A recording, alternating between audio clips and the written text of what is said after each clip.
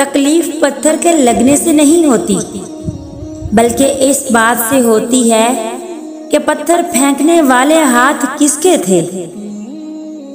जिसके साथ चलो उसको पता लगना चाहिए, जिसके मुखालिफ चलो उसको भी पता लगना चाहिए। दरमियान का रास्ता मुनाफकत का रास्ता होता है।